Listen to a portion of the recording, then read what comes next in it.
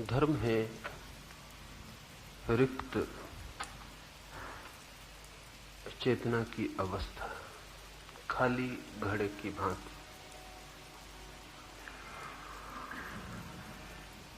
लेकिन कोई खाली घड़ा कैसे हो पाए? शून्य कोई होना भी चाहे तो कैसे शून्य हो? मिटना कोई चाहे भी तो मिटने की प्रक्रिया क्या है?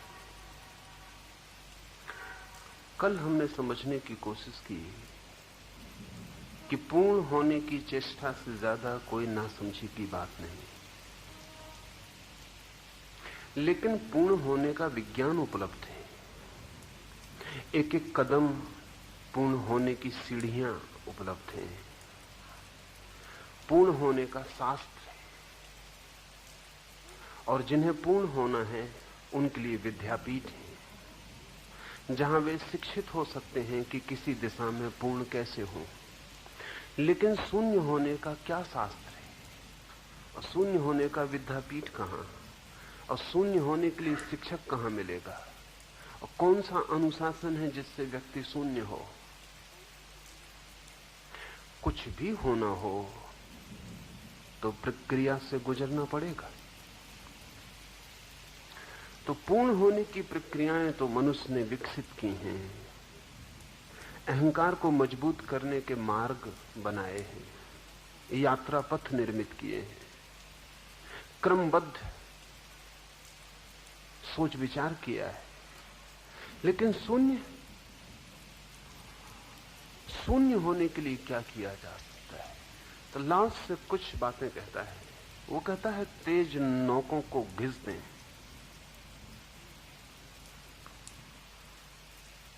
व्यक्तित्व में तेज नौके हैं बहुत। जहां जहां आप किसी को चुभते हैं वहां आप में तेज नोक होती है।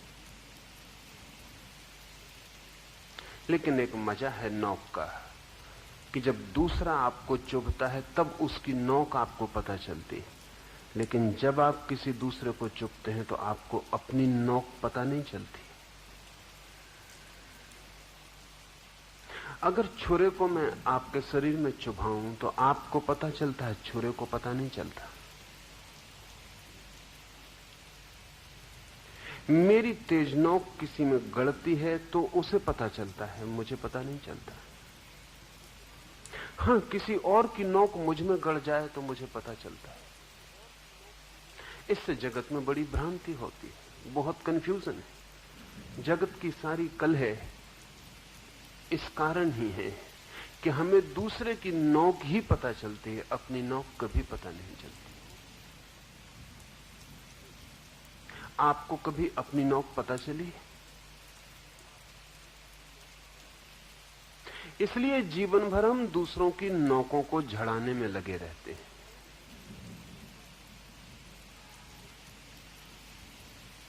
तो पहली बात तो ये ख्याल में ले लें कि हमें अपनी नोकों का पता नहीं चलता, दूसरे की नोकों का ही पता चलता है, क्योंकि वे हमें चुभती हैं। हमारी नोकें दूसरों को चुभती हैं, उनका हमें पता नहीं चलता। दूसरी बात, चूंकि उनका हमें पता ही नहीं चलता, इसलिए जाने अनजाने हम उनकी जड़ों को मजबूत किए चले जाते हैं। और दूसरे की नोक हमें चुभती है, इसलिए दूसरे की नोक को तोड़ने की हम चेष्टा करते हैं। और एक मजे की बात कि जितना हम दूसरे के नोक को तोड़ने की चेष्टा करते हैं, उतना ही हमें अपनी नोक मजबूत करनी पड़ती है। क्योंकि दूसरे की नोक तोड़नी हो तो हमारी नोक के अलावा और कोई उपकरण नहीं है जिससे हम उसे तोड़ें।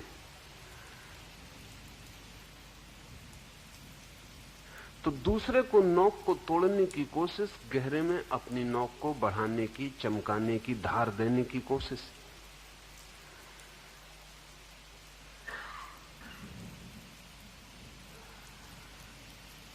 दूसरा भी यही कर रहा है। तब दुष्ट चक्र ख्याल में आ जाएगा, विशियस सर्कल ख्याल में आ जाएगा। प्रत्येक यही कर रहा है, दूसरे की नोकें तोड़ने की कोशिश कर रहा है, दूसरों की नोकें तोड़ने में अपनी नोकों को धार दे रहा है। दूसरा भी यही कर रहा है, इसकी नौकें तोड़ने की कोशिश कर रहा है, इसकी नौकें तोड़ने के लिए अपनी नौकों को जहर पिला रहा है, पॉइजन दे रहा है। हम नौके ही नौके रह जाते हैं। धीरे धीरे हम में सिवाय नौकों के और कुछ भी नहीं बचता। ज्यादा से ज्यादा हमारी नौकें हमें एक तरह से चुभती हैं, सिर्फ वो भी ख्याल में ले लेना जरूरी है। अपनी ही नोक हमें सिर्फ एक तरह से चुभती है। जब हमारी नोक दूसरों को बहुत चुभने लगती है तो वे सभी हमें नोकें चुभाने को उत्सुक हो जाते हैं। बस इसी तरह से नोक हमें पता चलती है। तब हम ज्यादा से ज्यादा जो करते हैं वो ये करते हैं कि अपनी नोकों के ऊपर वस्त्र पहना देते हैं। स्किन डीप एक परत चमड़ी की हमारी नोकों पे हो जाती है। मृदुता और विनम्रता और शिष्टता और सज्जनता, उसका हम अपने चारों तरफ एक लेप कर लेते हैं। लेकिन वो जरा सी ही चोट से उखड़ जाता है। हम करते ही उसे इतना है कि जरा सी चोट लगे और हमारी नोक बाहर आ जाए। लाओस से कहता है सब नोकों को झड़ा दें। तो करना क्या होगा? पहले तो यह जानना होगा कि हम में नौकें कहां कहां हैं, और कहीं ऐसा तो नहीं कि हम जन्मों जन्मों की यात्रा में सिर्फ नौकें ही रह गए। हमने बाकी सब हिस्से काट डाले हैं अपने और सिर्फ उन हिस्सों को बचा लिया है। और हम में नौकें हैं तो हमें उनका कैसे पता चले?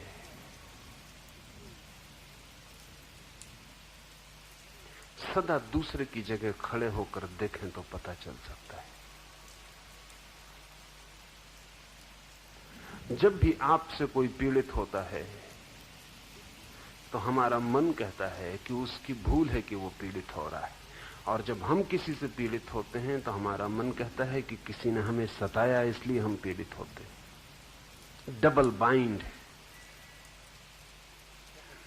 अगर आप मुझ पर क्रोधित होते हैं तो मैं कहता हूं आपका स्वभाव खराब है, और अगर मैं क्रोधित होता हूं तो मैं कहता हूं स्थिति ऐसी है। स्थिति ही ऐसी है कि मुझे क्रोध करना पड़ेगा। और दूसरा क्रोध करता है तो मैं कहता हूं उसके स्वभाव की विकृति है। परिस्थिति तो जरा भी न थी कि क्रोध किया जाए, लेकिन वह आदमी ही विषाक्त है। ये हमारा तर्क है, और इस तर्क में हमारी सारी नौकें छुप जाती हैं और उनका हमें कभी पता नहीं चलता। जीसस ने कहा है जो तुम चाहते हो कि तुम्हारे साथ किया जाए वही तुम दूसरे के साथ करना। लेकिन ये तो दूर की बात है। जो तुम दूसरे के साथ सोचते हो कम से कम उतना अपने साथ सोचना, या जो तर्क तुम अपने लिए देते हो कम से कम दूसरे के साथ भी न्याय बरतना, उतना तर्क देना। अगर मैं कहता हूं कि जब मैं क्रोधित होता हूं तो परिस्थिति ऐसी होती है, तो कम से कम इतना न्याय करूं कि जब मुझ पे कोई क्रोधित हो तो मैं कहूं कि परिस्थिति ऐसी है कि तुम्हें क्रोधित होना पड़ रहा है। डबल बाइंड जो लॉजिक है हमारा, वो तोड़ना पड़ेगा, नहीं तो नौकों का कभी पता नहीं चलेगा। वो डबल बाइंड लॉजिक जो है, दोहरा तर्क, अपने लिए और दूसरे के लिए और, वो नौकों को बचाने के लिए, उसमें हमें कभी पता ही नहीं चलता कि हम कौन हैं, हम क्या हैं, उसका हमें बोध ही नहीं हो पाता। और चीजें इस तरह आगे बढ़ती चली जाती हैं, और इसी एक तर्क के सहारे सारा जीवन नष्ट हो जाता है। इसलिए अगर समस्त धर्मों का सार किसी वचन में आ जाता हो तो वो जीसस के इस वचन में आ जाता है, do unto others as you would like to be done with you. बस सारे धर्म का सार इस एक सूत्र में आ जाता है, दूसरे के साथ वही करो जो तुम चाहोगे कि दूसरे तुम्हारे साथ करें। ये एक वचन काफी है। सारे वेद और सारे शास्त्र और सारे पुराण और सारे कुरान और सारी बाइबल ऐसे छोटे से वचन में समाहित हो जाते। इतना कोई कर ले तो और कुछ करने को बाकी नहीं रह जाता, लेकिन ये करना बहुत दुस्तर है, क्योंकि इसको करने के लिए सारी नौकें झड़ा देनी पड़ेंगी, और नौकें हम में हैं।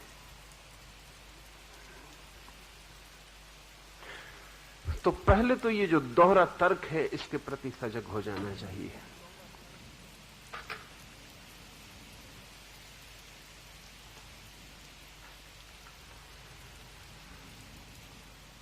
एक एक पल इसके प्रति सजग होना पड़ेगा कि मैं दूसरे को भी उतना ही मौका दूं, वही तर्क का लाभ दूं जो मैं अपने को देता हूं, और तब आपको अपनी नौकें दिखाई पड़नी शुरू हो जाएंगी। तब बहुत मजेदार स्थिति बनती है। जिस दिन ये तर्क हम छोड़ देते हैं और दूसरे को भी वही मौका देते हैं, उस दिन स्थिति बिल्कुल बदल जाती है। अभी हम कहते हैं कि दूसरे का स्वभाव विकृत है इसलिए वो क्रोधी है, और मेरी तो परिस्थिति ऐसी थी इसलिए मैंने क्रोध किया। जिस दिन ये तर्क बदल जाता है, उस दिन अनूठा अनुभव होता है। उस दिन पता चलता है कि मेरा स्वभाव ऐसा है कि मैंने क्रोध किया, और दूसरे की परिस्थिति ऐसी थी कि उसने क्रोध किया। जिस दिन ये तर्क बदलता है, उस दिन ये पूरी स्थिति उल्टी हो जाती है। और जब आपको ये दिखाई पड़ने लगता है कि मेरा स्वभाव ऐसा है कि मैंने क्रोध किया, मेरी आदत ऐसी है कि मैंने क्रोध किया, दूसरे की परिस्थिति ऐसी थी कि उसने क्रोध किया, तो आप दूसरे को क्षमा करने में और अपने को क्षमा करने में असमर्थ हो जाते हैं। और जो अपने को क्षमा करने में बहुत सुगमता पाता है, वो नौकों को कभी भी न झड़ा पाएगा। लेकिन हम बड़े कुशल हैं स्वयं को क्षमा कर देने। स्वयं के प्रति हमारी क्षमा का कोई अंत ही नहीं। अगर कभी मैं पूछूं या कभी हम ऐसा सोचें कि क्या आपके जैसा ही ठीक आदमी आपको साथ रहने के लिए दे दिया जाए, कितने दिन उसके साथ रह पाइएगा? Just a copy of you, ठीक आपकी ही नकल एक आदमी आपको दे दिया जाए, कितने दिन उसके साथ रह पाइएगा? 24 घंटे भी रहना मुश्किल हो जाएगा, लेकिन आप अपने साथ तो कई जन्मों से रह रहे हैं। जरूर कोई तर्क होगा ऐसा जिससे आप अपने को जानने से बचे रहते हैं। ख्याल ही नहीं आता कि मैं क्या हूं, पता ही नहीं चलता कि मैं क्या हूं, होश ही नहीं आता कि मैं क्या हूं।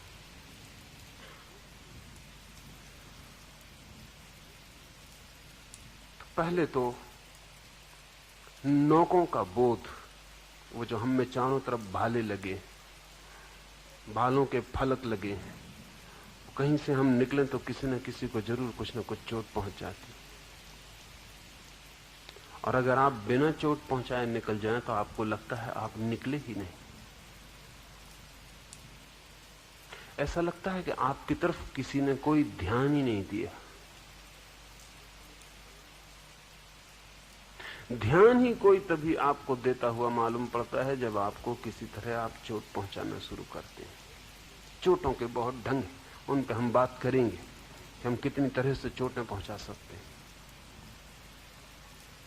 और हम कितने तर्क निकाल सकते हैं। एक सुबह नसरुद्दीन की बैठक में कुछ मित्र इकट्ठे हैं और नसरुद्दीन ने अपने एक शिष्य से कहा कि जा, ये मिट्टी का घड़ा है, कुएं से पानी भर ला, लेकिन ध्यान रख घड़ा मिट्टी का है, टूट ना जाए, जरा मेरे पास आ। उसे पास बुलाकर उसने 2 चांटे रसीद किए। वो युवक तो तिलमिला गया, वो बैठे लोग भी घबरा गए। एक बूढ़े ने कहा भी कि मुल्ला, बेकसूर को मारना कुछ समझ में नहीं आता, अभी तो घड़ा टूटा भी नहीं, तोड़ा भी नहीं और सजा दे दी। नसरुद्दीन ने कहा कि मैं उन ना समझो में से नहीं हूं कि घड़ा टूट जाए फिर चांटा मारूं, फिर फायदा क्या? फिर फायदा ही क्या है? जब घड़ा ही टूट जाएगा तो मारने से क्या फायदा है? नसरुद्दीन को आप जवाब न दे पाएंगे। बात तो बड़ी मतलब की कह रहा है, तो मारना है तो अभी, तो कुछ अर्थ भी है पीछे, तो कोई अर्थ भी ना रह जाएगा। आदमी इतना कुशल है, कसूर के पहले भी दंड दे सकता है। नसरुद्दीन की मजाक में वही बात है। और उसके लिए भी रैशनलाइजेशन खोज सकता है, उसके लिए भी तर्क खोज सकता है।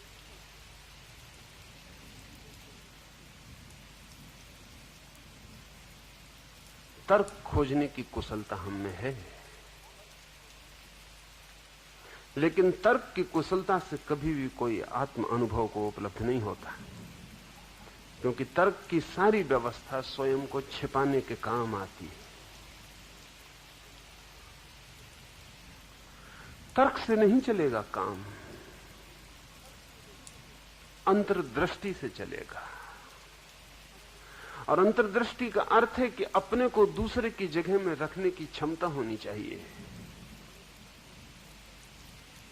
रोज ऐसा होता है, लेकिन कभी हमें यह ख्याल नहीं आता। रोज हम में से हर एक को लगता है कि दूसरे ने हम पे जो क्रोध किया वो बिल्कुल अनजस्टिफाइड था, वो बिल्कुल न्याय संगत नहीं था। प्रत्येक को लगता है। ऐसा आदमी खोजना मुश्किल है, और अगर कहीं मिल जाए तो वो बहुत अनूठा फूल है।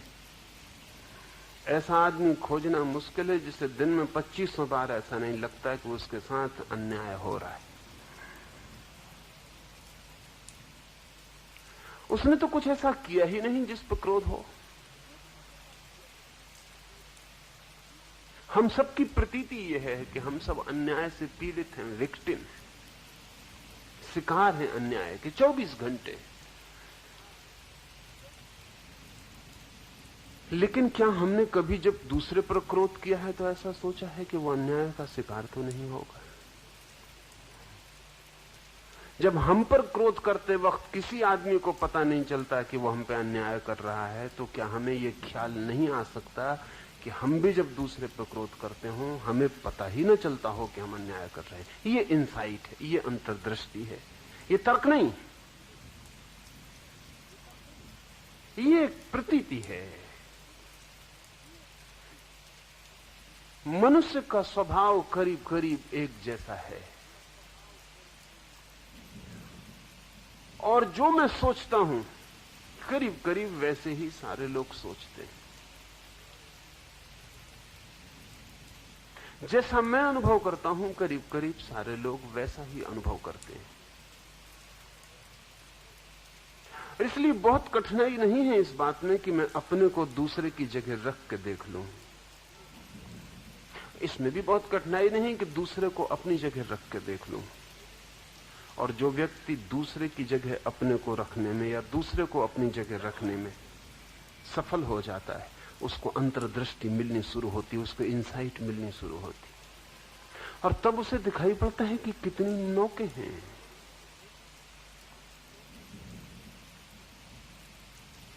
कितनी नौके।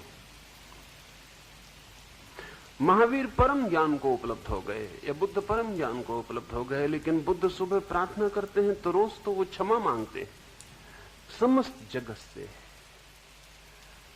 एक दिन बुद्ध से किसी ने पूछा कि आप परम ज्ञान को उपलब्ध हो गए, आपसे अब किसी को चोट नहीं पहुंचती, पहुंच ही नहीं सकती, आप क्षमा किस बात की मांगते हैं? बुद्ध ने कहा कि मुझे अपने अज्ञान के दिनों की याद है। कोई मुझे चोट नहीं भी पहुंचाता था तो पहुंच जाती थी। यद्यपि मैं किसी को चोट नहीं पहुंचा रहा, लेकिन बहुतों को पहुंच रही होगी। मुझे अपने अज्ञान की अवस्था का ज्ञान है। कोई मुझे चोट नहीं पहुंचाता था तो भी पहुंच जाती थी। तो मैं जानता हूं कि वो जो अज्ञान चारों तरफ मेरे है, वो जो अज्ञानियों का समूह है चारों तरफ, मेरे बिना पहुंचाए भी अनेकों को चोट पहुंच रही होगी। फिर मैंने पहुंचाई या नहीं पहुंचाई, इससे क्या फर्क पड़ता है? उनको तो पहुंच ही रही है, उसकी क्षमा तो मांगनी ही चाहिए। पर जिसने पूछा था उसने कहा आप तो कारण नहीं है पहुंचाने वाले। बुद्ध ने कहा कारण तो नहीं, लेकिन निमित्त तो हूं। अगर मैं न रहूं तो मुझसे तो नहीं पहुंचेगी। मेरा होना तो काफी है ना, इतना तो जरूरी है उनको चोट पहुंचे। तो मैं क्षमा मांगता रहूंगा। ये क्षमा किसी किए गए अपराध के लिए नहीं, हो गए अपराध के लिए। और हो गए अपराध में मेरा कोई हाथ ना हो तो भी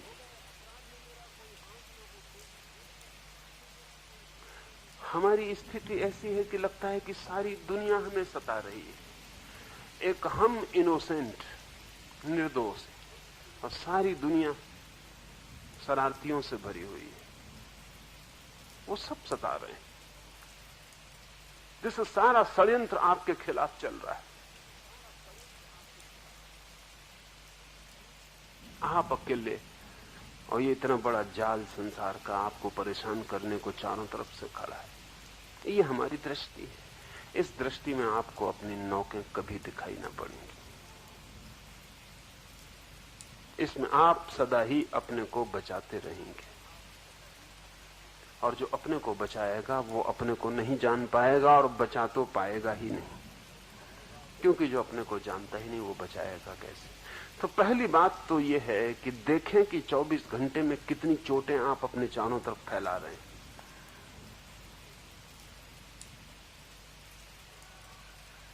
बोलकर, न बोलकर, उठकर, बैठकर, इशारे से, आंख से, मुस्कुरा के, ओंठ से, कितनी चोटें आप अपने चारों तरफ फैला रहे हैं, अकारण भी। तब आपको लगेगा कि आपका स्वभाव है।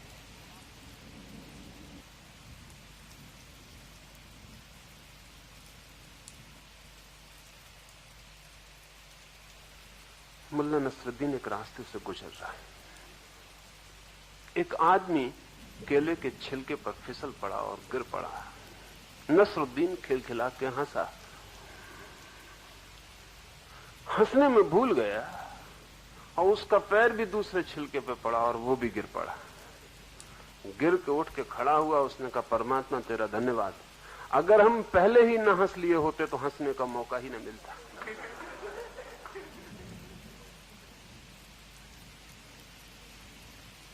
अगर हम पहले ही ना हंस लिए होते, एक दो क्षण चूक गए होते तो चूक गए थे, क्योंकि अब तो दूसरे हंस रहे हैं, अब तो कोई अपने हंसने की बात न रही।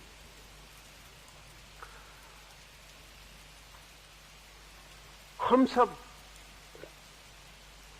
जब दूसरे पर हंस रहे हैं तब हमें ख्याल नहीं है,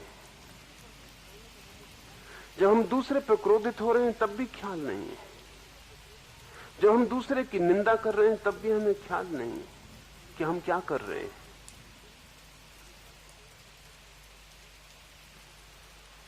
थोड़ी ही देर में हम उस जगह हो जा सकते हैं, लेकिन नसरुद्दीन तो आदमी के प्राणों से बोलता है। वो ये कह रहा है कि अच्छा ही किया कि हंस लिए, नहीं तो फिर मौका ही ना मिलता। खुश,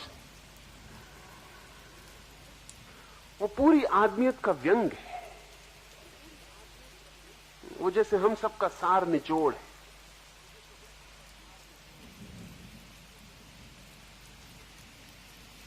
एक एक इशारे को जांचना पड़ेगा कि उसमें धार तो नहीं है, जहर तो नहीं है। आप किसी को चुपते तो नहीं है, चुपते तो नहीं चले जाते हैं। आप दूसरे को चुभे, इसमें रस तो नहीं लेते, सुखद तो नहीं मालूम होता। डोमिनेट करें, किसी की मालकियत करें, किसी के ऊपर कब्जा दिखाएं, किसी को आज्ञा दें, इसमें रस तो नहीं आता। नसरुद्दीन अपने बेटे पर नाराज है और बेटा बहुत खड़े होकर शोरगुल कर रहा है। वो उससे कहता, बैठ जा बदमाश। वो लड़का है नसरुद्दीन का, वो कहता नहीं बैठते। तो नसरुद्दीन कहता, खड़ा रह, लेकिन आज्ञा मेरी माननी ही पड़ेगी। या तो बैठ या खड़ा रह, लेकिन आज्ञा मेरी माननी ही पड़ेगी। मेरी आज्ञा से तू नहीं बच सकता।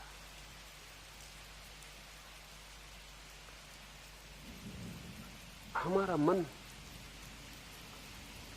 पूरे समय इस कोशिश में है कि हम किसी को दबा पाएं। क्यों? क्योंकि जब हम किसी को दबाते हैं तभी हमको लगता है कि हम कुछ हैं। हमें पता ही नहीं चलता अपने होने का तब तक जब तक हम किसी को दबाते नहीं। तो मेरी मुट्ठी में जितने लोगों की गर्दन हो उतना ही मैं बड़ा आदमी हो जाता हूं। बड़े आदमी का और कोई नापने का हिसाब नहीं। कितने आदमियों की गर्दन उस आदमी के हाथ में है। अगर वो जोर से मुट्ठी कस दे तो कितने लोगों की गर्दन दब जाएगी।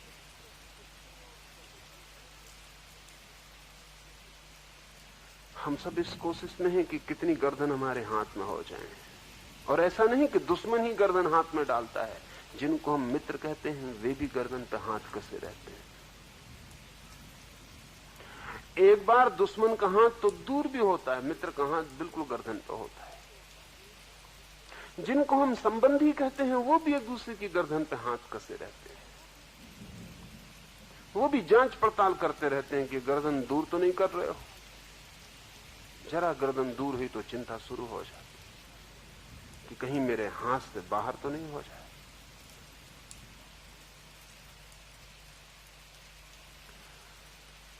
ये सब हमारी नौकें हैं, ये हमारी हिंसा है। लाओस से कहता है इनकी तेज नोकों को घिस डालें। अगर शून्य की तरफ जाना है तो ये सब नोकें घिस डालें, ये गिरा दें, ये हटा दें। लेकिन कौन हटा पाएगा नोकों को? नोकों को वही हटा पाएगा जो इनसिक्योरिटी में रहने को राजी, जो असुरक्षा में रहने को राजी। दरवाजे पर हम एक बंदूक रखे हुए आदमी को खड़ा करते हैं इसलिए कि सुरक्षा चाहिए। वो जो बंदूक पर लगी हुई संगीन है, वो जो हाथ में तलवार लिए हुए खड़ा हुआ पहरेदार है, वो ऐसे ही नहीं खड़ा है, वो सुरक्षा के लिए। सूक्ष्म रूप में हम अपने व्यक्तित्व के चारों तरफ नौके रख लेते। मैं एक मित्र के घर में कोई 8 साल तक रहता था। मैं बहुत हैरान हुआ। वो आदमी बहुत भले थे, मुझे जब भी मिलते बड़े प्रेम से मिलते। जब भी मिलते उनके चेहरे पर मुस्कुराहट होती। लेकिन ना तो मैंने उनको पत्नी के सामने उनकी मुस्कुराते देखा, न उनके बेटे के सामने मुस्कुराते देखा, न उनके नौकरों के सामने मैंने उन्हें कभी मुस्कुराते देखा। मैं थोड़े दिन में चिंतित हुआ। जब वो अपने नौकरों के सामने निकलते तो उनकी चाल देखने जैसी होती थी। वो ऐसे जाते थे जैसे कोई है ही नहीं आसपास। मैंने उनसे पूछा कि बात क्या है। उन्होंने कहा कि सजग रहना पड़ता है। अगर नौकर के सामने मुस्कुराओ, कल ही वो कहता तनख्वाह बढ़ाओ। पत्नी के सामने मुस्कुराए कि झंझट में पड़े कि वो कहती एक साड़ी आ गई। चेहरे को सख्त रखना पड़ता है, पहरे पर रहना पड़ता है। उन्होंने कहा कि मुस्कुरा के मैं बहुत नुकसान उठा चुका हूं। जब मुस्कुराए तभी झंझट खड़ी हो जाती। बेटा भी देख ले कि बाप मुस्कुरा रहा है तो उसका हाथ जेब में चला जाता। तो उन्होंने कहा मैंने तो एक पूरा चेहरा बना रखा है सख्ती का। ये मजबूरी है, इसमें बहुत कष्ट होता है, लेकिन ये सुरक्षा है। बेटा पास आने में डरता है। कमरे में बैठे होते तो नौकर नहीं गुजरता। किसी की हिम्मत नहीं कि उनके सामने कोई खड़ा हो जाए। पर मैंने कहा इस सुरक्षा से क्या बचेगा और खोएगा क्या, इसका कुछ हिसाब किया। ये सुरक्षा हो गई, मान लिया। मर जाओ बिल्कुल, फिर नौकर बिल्कुल नहीं घुसेगा कमरे में। और मर जाओ, पत्नी को कितना ही साड़ी की जरूरत हो तो भी नहीं कहेगी कि साड़ी चाहिए। और मर जाओ और बेटे को कितनी ही इच्छा हो, जेब में हाथ नहीं डालेगा, आपकी लाश को घर के बाहर फेंक आएगा। जिंदा रहोगे तो असुरक्षित रहोगे, मर जाओगे तो सुरक्षित हो जाओगे। मुर्दे से ज्यादा सुरक्षित और कोई भी नहीं, क्योंकि अब मौत भी उसका कुछ नहीं बिगाड़ सकती। बीमारियां नहीं आ सकती, कुछ नहीं किया जा सकता। अब आपके साथ, आप उसके साथ कुछ कर ही नहीं सकते। वो आपके करने के बाहर हो गए।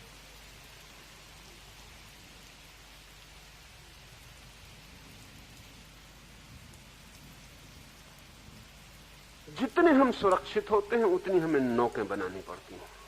नौकें जो हैं वो हमारे चारों तरफ सिक्योरिटी अरेंजमेंट है, व्यवस्था है। डर है, आक्रमण है चारों तरफ, हमलावर हैं इकट्ठे, आदमी नहीं दुश्मन है चारों तरफ। उन दुश्मनों से अपने को बचाना है।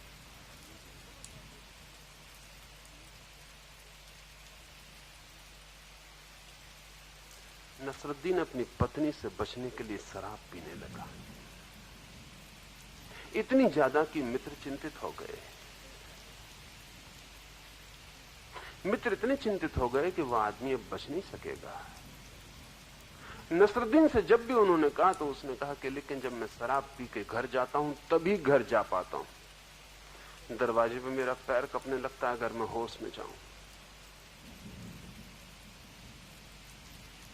और ऐसे ऐसे प्रश्नों के उत्तर मैं तैयार करने लगता हूं जो कभी किसी ने किसी से नहीं पूछे होंगे, लेकिन मेरी पत्नी पूछ सकती। शराब पी के जाता हूं तो निश्चिंत प्रवेश कर जाता हूं, ये मेरी सुरक्षा है। पर बात इतनी बढ़ गई कि मित्रों ने कहा कुछ करना पड़ेगा, अन्यथा ये मौत आ जाएगी। एक मित्र ने सुझाव दिया कि जब ये पत्नी से इतना डरता है और डरने की वजह से ही शराब पीता है, तो और बड़ा डर अगर लाया जाए तो शायद ये शराब छोड़ दे। तो पत्नी से बड़ा और डर क्या हो? एक मित्र ने कहा ये काम करो कि आज रात जब ये लौटे, वो आधी रात जब घर लौटने लगे, तो झाड़ पे एक आदमी शैतान बन के बैठ जाए, डेविल बन जाए, सींग लगा ले, काले कपड़े पहन ले, नकाब पहन ले, घबराने की हालत कर दे और चिल्ला के खून पड़े नीचे, तो ये कपेगा, हाथ पैर जोड़ेगा। तो उस वक्त इससे वचन करवा ले कि शराब नहीं पीना, नहीं तो मैं तेरा पीछा करूंगा, छोड़ूंगा नहीं। मित्र बाकी छिप गए। एक मित्र डेविल बन के ऊपर झाड़ पे चढ़ गए। नसरुद्दीन बेचारा लौट रहा है, कोई 2 बजे रात, आहिस्ता चला आ रहा है, ऊपर से वो आदमी कूदा, सब इंतजाम पूरा था। बड़ी चीख पुकार बाकी मित्रों ने जो झाड़ियों में छिपे थे लगाई, जैसे भयंकर खतरा आ गया। और वो आदमी नीचे उतरा, सामने नसरुद्दीन के खड़ा हो गया, नसरुद्दीन की गर्दन पकड़ ली। नसरुद्दीन ने उसकी तरफ देखा। उस आदमी ने कहा कि वचन दो कि शराब छोड़ दोगे। नसरुद्दीन ने कहा पहले ये तो बताओ महानुभाव कि आप हो कौन, हु आर यू? इसके ये पूछने से उसको थोड़ी गड़बड़ तो होगी, क्योंकि डरा नहीं ज्यादा। उसने पूछा हु आर यू? उसने कहा मैं शैतान हूं, आई एम द डेविल। तो नसरुद्दीन ने कहा बड़ी खुशी हुई मिलके, I am the guy who has married your sister. मैं वो आदमी हूं जिसने आपकी बहन से शादी की। बड़ा अच्छा हुआ, चलिए आपकी बहन से मुलाकात करवा दें। सब मामला खराब हो गया, सब मामला पूरा खराब हो गया। तो मित्र बाहर आ गए। उसने मित्रों से कहा कि देखिए बहुत मुश्किल से मिले हैं, इनको मैं अपनी बहन से मिला दूं। इनकी भी हिम्मत नहीं पड़ रही जाने की, ये भागने की कोशिश कर रहे हैं।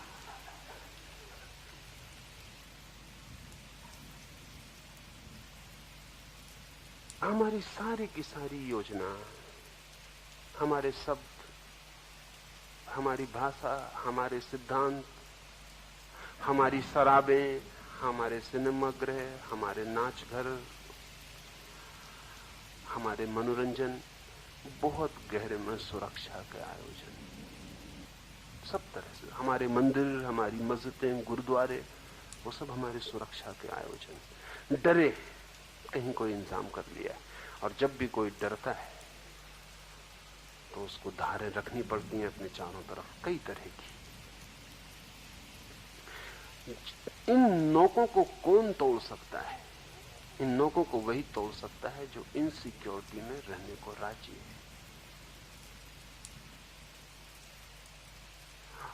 लाओत्से की दृष्टि को समझकर एलन वाट ने एक किताब लिखी। किताब का नाम है विजडम ऑफ इनसिक्योरिटी, असुरक्षा की बुद्धिमत्ता। सुरक्षा बड़ी मूर्खतापूर्ण बात है, क्योंकि हम सुरक्षित कुछ नहीं कर पाते, कोशिश में खुद मर जाते हैं और मिट जाते हैं। असुरक्षित रहने की बुद्धिमत्ता नहीं, हम कोई नौक खड़ी ना करेंगे, हम कोई पहरा ना बनाएंगे, और जिंदगी आक्रमण करेगी तो हम स्वागत कर लेंगे।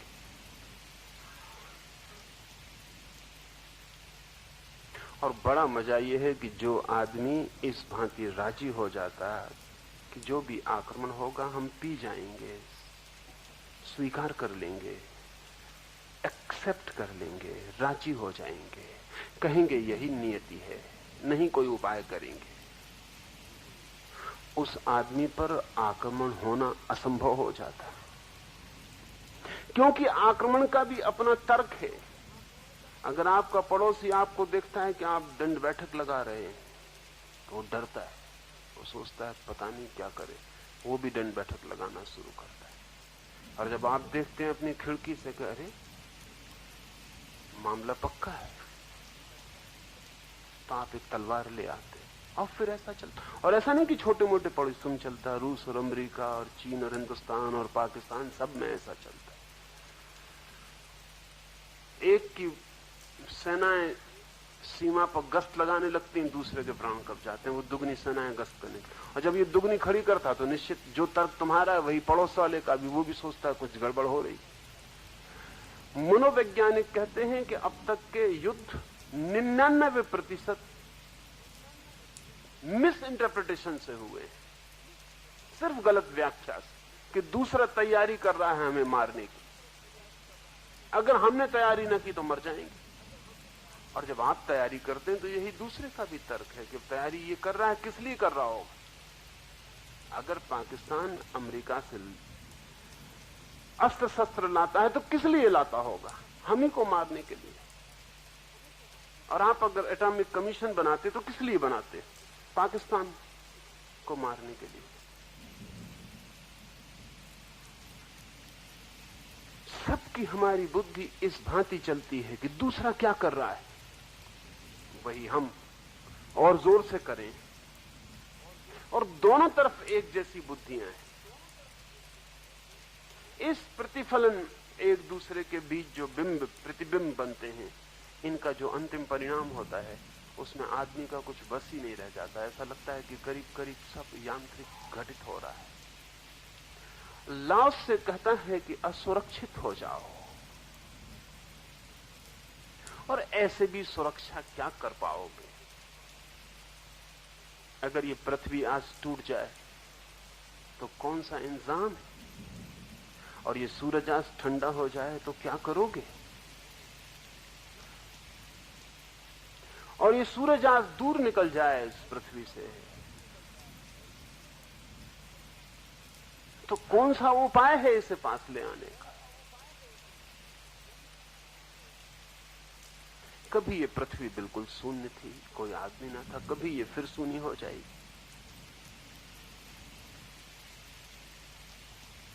जिस दिन शून्य हो जाएगी उस दिन क्या करिएगा, किससे शिकायत करने जाइएगा।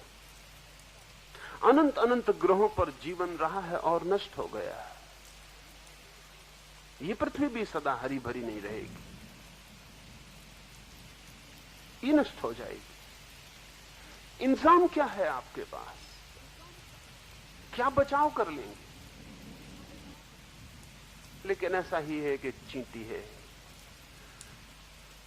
और मुंह में एक शक्कर का दाना लिए वर्षा का इंतजाम करने अपने घर की तरफ लौटी चली जाए, और आपका पैर उसके ऊपर पड़ जाता, आपको तो पता ही नहीं चलता। सब व्यवस्था, सब सुविधा, न मालूम कितने सपने होंगे, न मालूम क्या क्या सोच के चली होगी, घर न मालूम किन किन बच्चों को वायदा कराई होगी कि अभी आती हूं, वो सब नष्ट हो गए।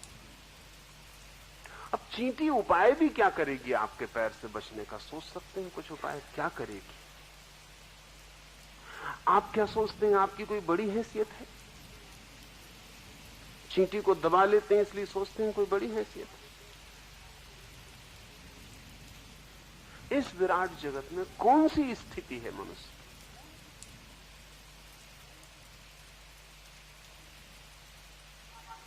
एक महासूरी पास से गुजर जाए सब राख हो जाए। वैज्ञानिक कहते हैं कि कोई 3 अरब वर्ष पहले कोई महासूर्य पास से निकलने का मतलब है कई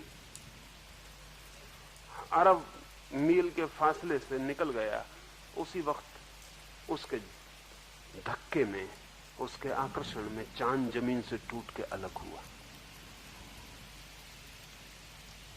ये जो पैसिफिक और हिंद महासागर के जो गड्ढे हैं, ये चांद जो हिस्सा टूट गया जमीन से, उसकी खाली जगह कभी भी निकल सकता है। इस विराट जगत में जहां कोई 4 अरब सूर्यों का वास है, वहां सब कुछ हो रहा है। वहां कोई तुम हमसे पूछने आएगा, कोई आपकी सलाह लेगा,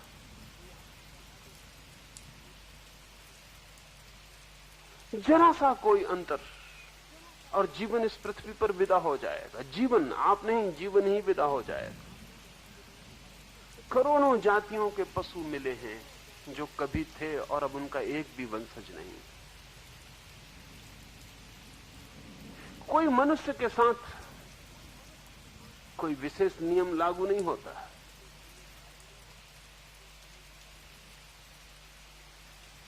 लेकिन हम बड़ा इंतजाम करते हैं। हमारा इंतजाम चींटी जैसा इंतजाम है। मैं नहीं कहता इंतजाम न करें, न लाओस से कहता इंतजाम करें न करें। ये नहीं कहता कि वर्षा के लिए घर में 2 दाने न रखें, जरूर रख लें, लेकिन जान लें भली भांति कि हमारा सब इंतजाम चींटी जैसा इंतजाम है। और जिंदगी के विराट नियम का जो पहिया घूम रहा है, उस पर हमारा कोई वश नहीं।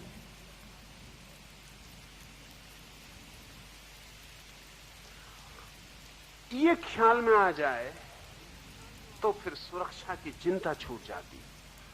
सुरक्षा जारी रहे, सुरक्षा की चिंता टूट जाए, सुरक्षा का पागलपन छूट जाए, तो फिर नौकें गिराने में कोई कठिनाई नहीं पड़ती, क्योंकि नौकें तो हैं इसलिए कि हम अपने को बचा सकें। बचाने का कोई जरूरत ना रही। हम राजी, जो हो जाएगा। मौत आएगी तो मौत के लिए राजी हो जाएंगे। इस राजीपन में फिर आपको क्रोध की और हिंसा की और घृणा की और शत्रुता की और वैमनस्य की और ईर्ष्या की कोई भी जरूरत नहीं रह जाती। तो ही टूट सकती हैं नौकें। उसकी ग्रंथियों को सुलझा दें। वो जो हमारा चित्त है, वो जो हमारा व्यक्तित्व है, वो एक ग्रंथि ही हो गया, एक कॉम्प्लेक्स। जैसे कि धागे उलझ गए हों और कहीं से भी खींचो और उलझ जाते हों, ऐसी हमारी चित्त की दशा है। एक तरफ से सुलझाओ तो दूसरी तरफ से उलझन हो जाती है, ऐसा लगता है। कितनी सुलझाव लगता है, सुलझाना मुश्किल है। लाओस से कहता है इसकी ग्रंथियों को सुलझा दे। कैसे सुलझाएंगे इसकी ग्रंथियों को? हम सब सुलझाने की कोशिश करते हैं। एक आदमी आता है, वो कहता है मैं क्रोध नहीं करना चाहता, खुद नहीं चाहता करना, मुझे कोई बताएं कि मैं कैसे क्रोध ना करूं। हैरानी होती है कि अगर आप क्रोध नहीं करना चाहते तो फिर करने का सवाल ही क्या है, मत करें। वो कहता है कि ये नहीं सवाल, क्रोध नहीं करना चाहता लेकिन क्रोध आता है। तो इसका मतलब यह हुआ कि क्रोध तो सिर्फ एक धागा है, और भी धागे जुड़े हैं आसपास। ये इस धागे से तो मुक्त होना चाहता है, लेकिन इसी धागे से जुड़े किसी दूसरे धागे को जोर से पकड़े हुए। जैसे इस आदमी से कहें कि ठीक है, अगर क्रोध नहीं करना चाहते तो अपमान में आनंद लो, सम्मान की चिंता मत करो। तो वो कहेगा ये कैसे हो सकता है, स्वाभिमान तो होना ही चाहिए। आदमी बड़ा कुशल है। हम अभिमान थोड़ी करते हैं, स्वाभिमान। अभिमान दूसरे करते हैं। तो सेल्फ रिस्पेक्ट तो होनी चाहिए, नहीं तो आदमी क्या कीड़ा मकोड़ा हो जाएगा। अब वो कहता है क्रोध मुझे करना नहीं और अभिमान मुझे बचाना है, और अभिमान के साथ क्रोध का धागा सिर्फ जुड़ा ही हुआ हिस्सा है, वो अभिमान से अलग हो नहीं सकता है।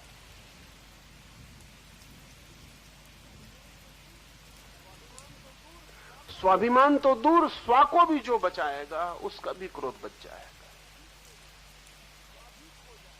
स्वा भी खो जाए, सेल्फलेसनेस हो, सेल्फिशलेसनेस नहीं, सेल्फलेसनेस, स्वार्थ का अभाव नहीं, स्वा का ही अभाव हो, तो ही क्रोध जाता है।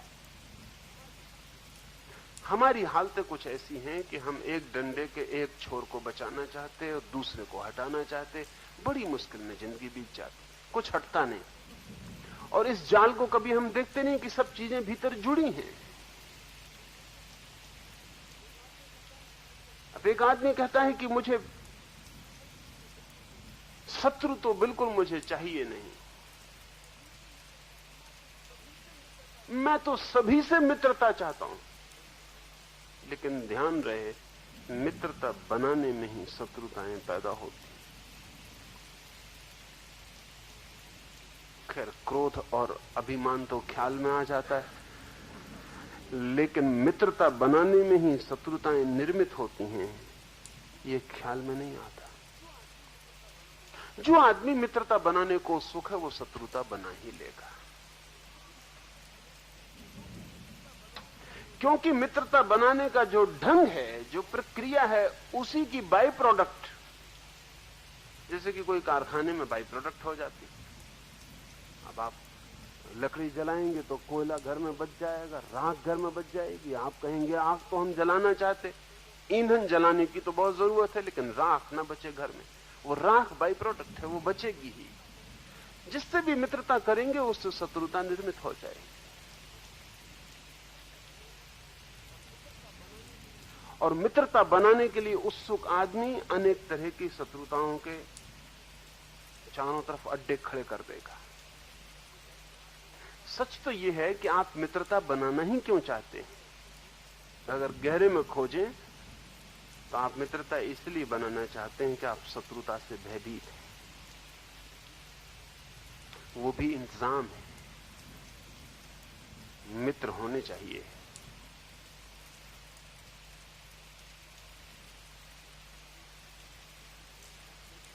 नसरुद्दीन बहुत मुसीबत में है, उसका घाटा लगा है बड़ा। एक मित्र उससे कहता है कि 10,000 मैं तुम्हें देता हूं, ले जाओ। नसरुद्दीन सोच में पड़ जाता, आंख बंद कर लेता। वो मित्र कहता है इसमें सोचने की क्या बात है, ले जाओ, जब हो तब लौटा देना। तो नसरुद्दीन सोच ही रहा है। मित्र थोड़ा हैरान हुआ कि इतनी तकलीफ में है कि 10,000 उसके काम पड़ेंगे। नसरुद्दीन ने कहा कि नहीं, रहने दो। उसने कहा लेकिन बात क्या है? नसरुद्दीन ने कहा कि ये रुपए ले लेके ही मैंने बाकी मित्र खोए। अभी तुमसे लिया कि तुम भी गए और तुम ही अकेले बचे हो, और मित्रता तुम्हारी कीमती है और 10,000 में न खोना चाहूंगा। 10,000 में न खोना चाहूंगा।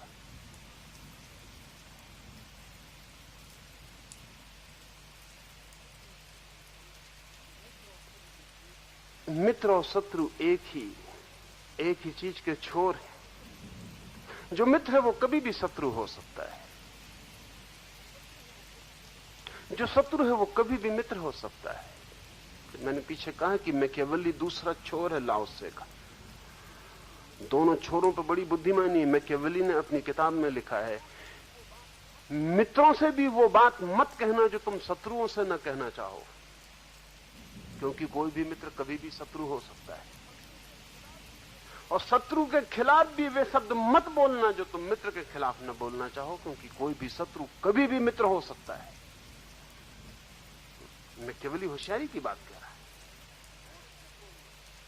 होश से बोलना, मित्र से भी वो बात मत बताना जो तुम शत्रु को बताने से डरते हो, क्योंकि कोई भरोसा है, मित्र कभी भी शत्रु हो सकता है और तब महंगा पड़ जाएगा। और शत्रु के संबंध में भी वो बातें मत कहना जो तुम मित्र के संबंध में न कहना चाहो, क्योंकि वो कभी महंगी पड़ सकती हैं। शत्रु कभी भी मित्र हो सकता है।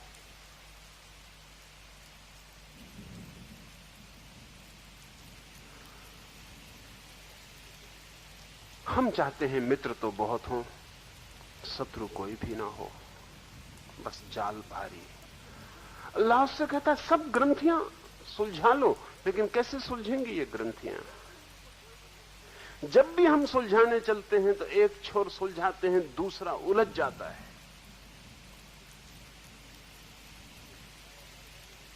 हमें सिखाया जाता है कि क्रोध मत करो, क्षमा करो, उलझन खड़ी हो जाएगी। हमें कहा जाता है घृणा मत करो, प्रेम करो। हमें कहा जाता है हिंसा मत करो, अहिंसा करो। हमें कहा जाता है झूठ मत बोलो, सच बोलो। लेकिन इन सब में ग्रंथियां उलझेंगी।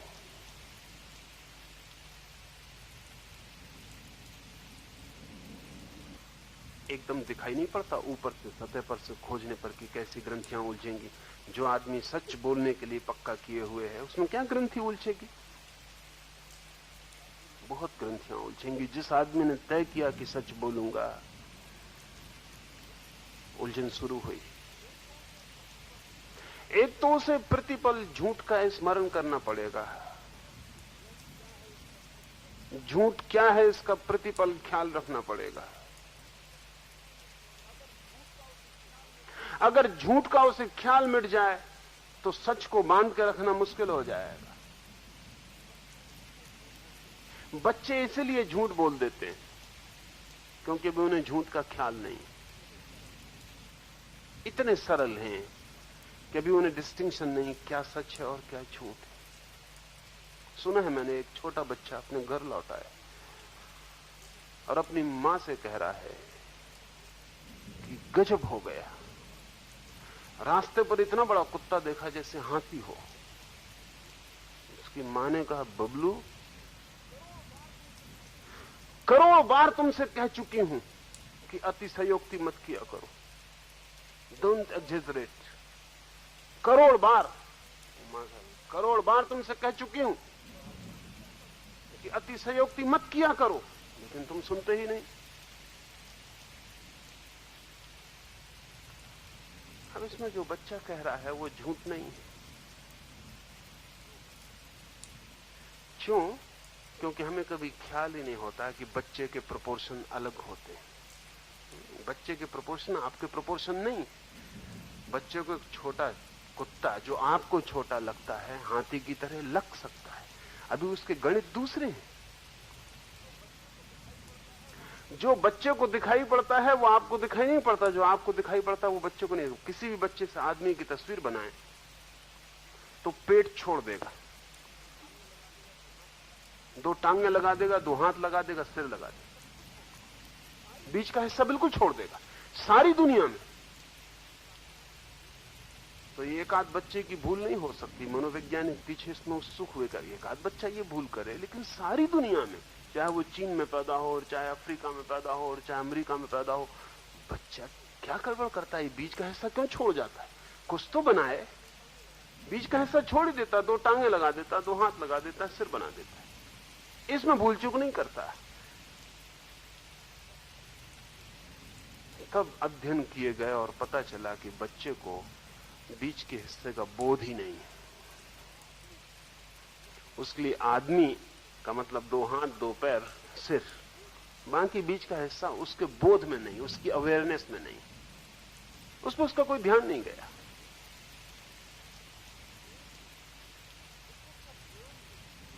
उस पर उसका ध्यान ही नहीं।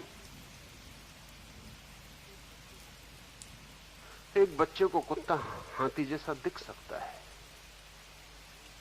लेकिन एक मां कह रही कि 1 करोड़ बार तुझसे कह चुकी। अब ये 1 करोड़ बार अतिशयोक्ति है, स्पष्ट। और ये जो इस अतिशयोक्ति है, ये है अतिशयोक्ति। वो बच्चा जो कह रहा है वो नहीं। उसकी मां ने उसे बहुत डांटा और उससे कहा, जाओ भगवान से प्रार्थना करके माफी मांगो कि ऐसा झूठ अब कभी नहीं बोलोगे। वो बच्चा गया, उसने भगवान से प्रार्थना की, थोड़ी देर बाद बाहर आया। उसकी मां ने कहा कि माफ कर दिया। उस बच्चे ने कहा, माफ क्या?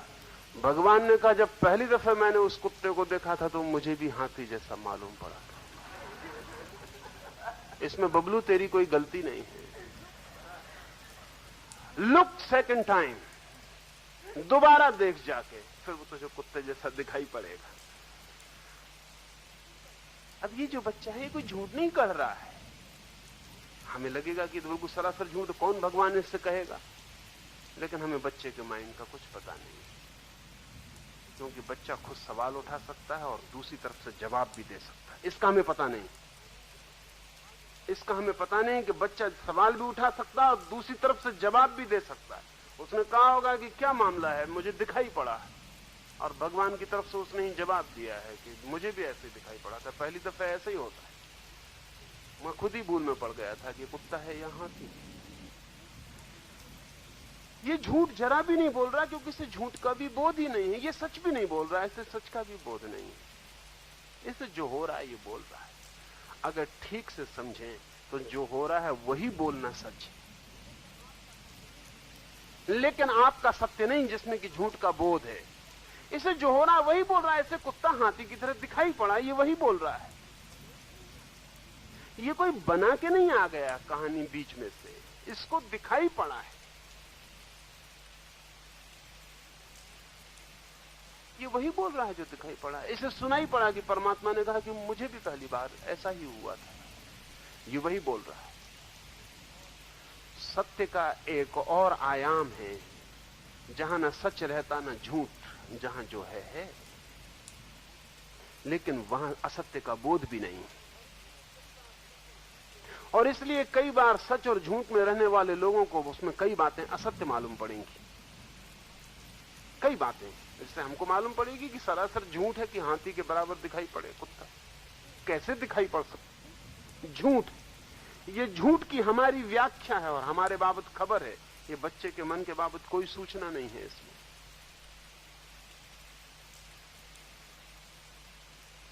और सच पूछा जाए तो जब हम बच्चे से ये कह रहे हैं कि झूठ है, तब हम उसे पहली दफा झूठ सिखा रहे हैं।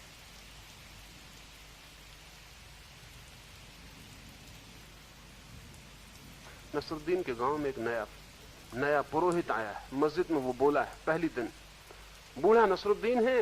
लौटते वक्त मस्जिद से उसने सोचा इस बूढ़े से पूछ लें कि कैसा लगा प्रवचन।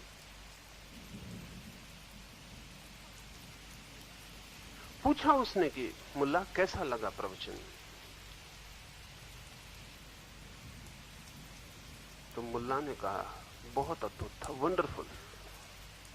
We never knew what sin is before you came. हमें पता ही नहीं था कि पाप क्या है।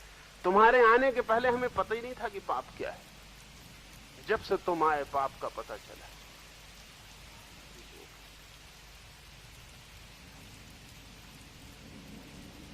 पाप का पता चलने के लिए भी तो पाप की व्याख्या साफ होनी चाहिए। नसरुद्दीन एक दिन अदालत के बाहर अपने वकील को पकड़ा है और जाके कहा कि सुनो, तलाक का क्या नियम, डाइवोर्स कैसे किया जाए? वकील ने कहा क्या मतलब नसरुद्दीन, क्या हो गया? नसरुद्दीन ने कहा मेरी पत्नी को कोई शिष्टाचार नहीं आता, टेबल मैनर्स तो बिल्कुल ही नहीं, सारे घर की बदनामी हो रही, गांव भर में प्रतिष्ठा धूल में मिली जा रही, तलाक लेना जरूरी है। वकील ने पूछा शादी हुए कितने दिन हुए? नसरुद्दीन ने कहा कोई 30 साल हुए। उस वकील ने कहा 30 साल से तो 30 साल से तुम ये अशिष्टाचार सह रहे हो, तो अब क्यों परेशान हो गए? नसरुद्दीन ने कहा 30 साल से पता नहीं था, आज ही एक किताब में पढ़ा, आज ही एक किताब में पढ़ा, एक एटिकेट की किताब हाथ में लग गई, उसमें देखा कि सब बर्बाद हो गया, पत्नी बिल्कुल टेबल मैनर्स नहीं। हमें पता कब चलता है? व्याख्याएं लाओसे ने कहा है, a inch distinction and heaven and hell are set apart. एक इंच भर का फासला किया तुमने विचार में और स्वर्ग और नरक की दूरी पैदा हो जाती। लाओसे कहता था डिस्टिंक्शन ही मत बनाना। लाओसे कहता था मत कहना कि ये ठीक है और ये गलत है, क्योंकि तुमने जैसे ही भेद किया वैसे ही सब नष्ट हो जाता। अभेद में जीना, ये ग्रंथियां कैसे सुलझेंगी? हमारा ढंग है सुलझाने का कि एक एक ग्रंथि को बदलें, उसकी विपरीत चीज लाएं। अगर क्रोध ज्यादा है तो क्षमा लाओ पकड़ के, अगर हिंसा ज्यादा है तो अहिंसा की प्रतिज्ञा ले लो, अगर लोभ ज्यादा है तो त्याग करो, थोड़ा दान कर दो। हम इस तरह सुलझाते हैं, इस तरह कुछ भी नहीं सुलझता। लाओसे की दृष्टि में सुलझाव का अर्थ है इस पूरी स्थिति को देखो, ये सब उलझाव तुम्हारे डिस्टिंक्शन से बने। ये तुमने जो भेद किया है पाप और पुण्य का, ये तुमने भेद किया कि सत्य और असत्य का, ये तुमने भेद किया प्रेम और घृणा का, इससे सारे के सारे उलझाव, सारा भेद छोड़ दो और सरलता में जियो, स्वभाव में जियो। जो हो स्वभाव में जियो, बहो, कोई भेद मत करो, फिर कोई उलझन नहीं। लाओसे से कोई पूछे अगर कि तूने कभी किसी पाप का प्रायश्चित किया, तो लाओसे कहेगा नहीं, क्योंकि मुझे पता नहीं पाप क्या है। ये नहीं कि मैंने पाप ना किया हो, लाओसे कहता मुझे पता नहीं कि पाप क्या है। कोई लाओसे से पूछे कि तूने पुण्य किए बहुत, उसके फल पाएगा, लाओसे कहता है कि नहीं, मुझे पता नहीं कि पुण्य क्या है। फल मिल भी सकते हैं, मुझे पता नहीं, मैंने लेखा जोखा नहीं रखा, मैंने हिसाब नहीं रखा। जो सहज मुझसे हुआ है वो मैंने किया है, न कभी पछताया और न कभी आत्म प्रशंसा में अपनी पीठ ठोकी। वो दोनों काम मैंने नहीं किए। गुत्थियां सुलझेंगी अगर हम गुत्थियों को पैदा करने की कीमिया जो है हमारे भीतर वो समझ जाएं। कीमिया क्या है? हर चीज को हम दो में तोड़ के चलते हैं। पहले तोड़ते हैं, फिर कदम उठाते हैं, और तब हमारी दिक्कतें वैसी हो जाती हैं जैसे यूनान में एक विचारक हुआ जीनो, एक कीमती विचारक हुआ ग्रीक, और यूनान ने कुछ थोड़े से जो बहुत बुद्धिमान आदमी दिए, जीनो उनमें एक।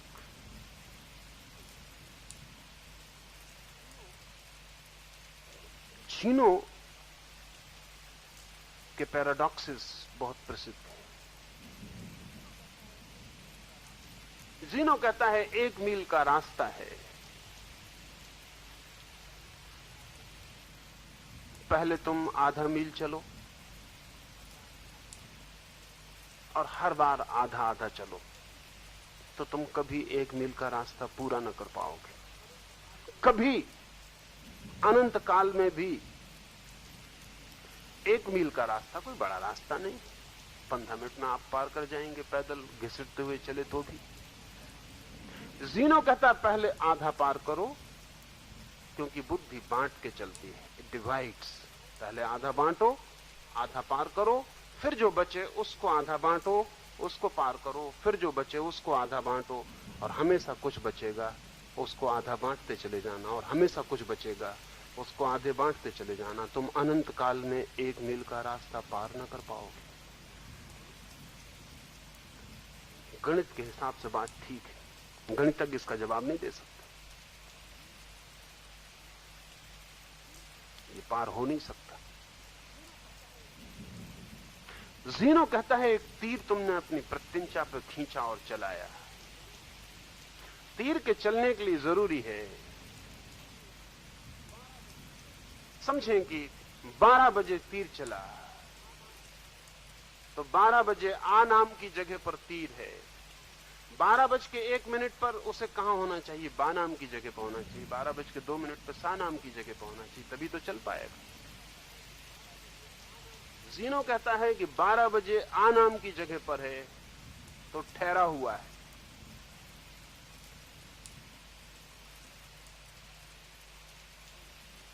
बारह बजे आ नाम की जगह पर ठहरा हुआ है, 12:01 पर बा नाम की जगह पर ठहरेगा। बीच का फासला पार कैसे करेगा?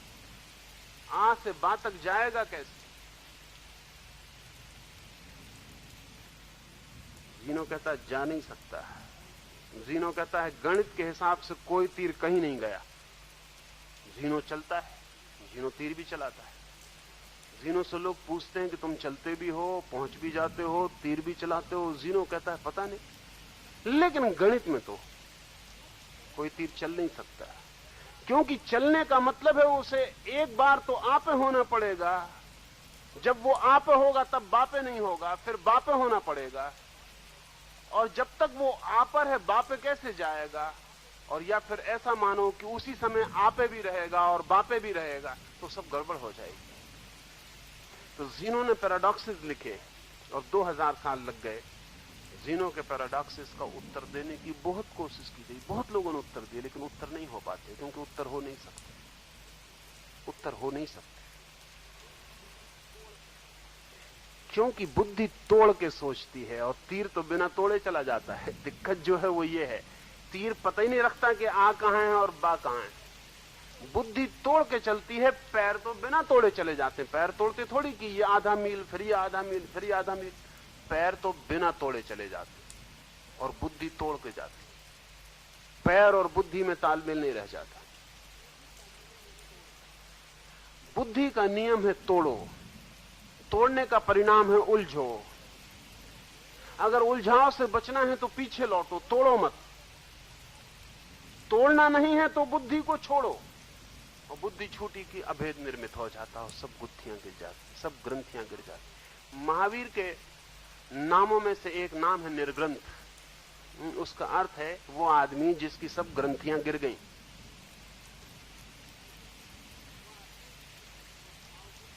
वो आदमी जिसके सब उलझाव गिर गए।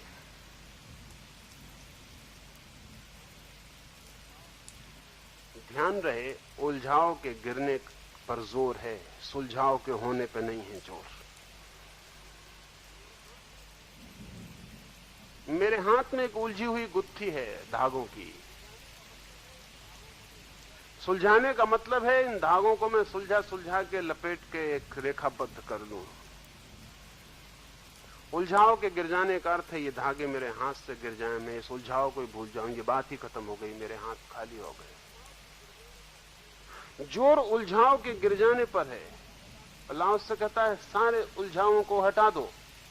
महावीर कहते हैं निर्ग्रंथ हो जाओ, सब ग्रंथियां छोड़ दो।